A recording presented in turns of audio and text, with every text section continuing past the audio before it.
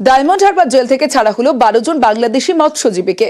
3 মাস আগে বাংলাদেশের 12 জন মৎস্যজীবী ভারতীয় জল সীমানায় ঢুকে পড়েছিল।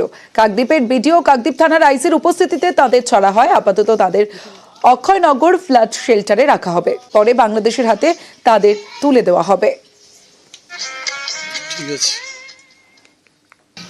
আমরা বাংলা সরকারের কাছ থেকে উপকৃত হয়েছি এবং আমরা উপকৃত হয়েছি এবং বাংলায় যারা আমাদের বাংলাদেশে যারা মৎস্যজীবী আটক আছে তারা যখন তাদের বাড়ি ফিরতে পারে, আমি সেই আশাই কামনা করতেছি। এই যে এখানে কেমন ছিলেন? জি আলহামদুলিল্লাহ ভালো ছিলাম। আমাদের ভারতের মৎস্যজীবীরাও ওখানে আটকে রয়েছে, কি বলবেন? যে আমিও চাই যে তারা তাদের বাড়িতে দ্রুত ফিরে আসুক। বাংলাদেশের পক্ষ থেকে বলা হয় যে ভারত তাদের ক্ষতি করে, কি বলবেন এই ব্যাপারে? আপনারা তো ছিলেন এখানে। না না, আমি আমার মানতে সেটা মনে হয় না। এখানে আমরা ভালোই আছি।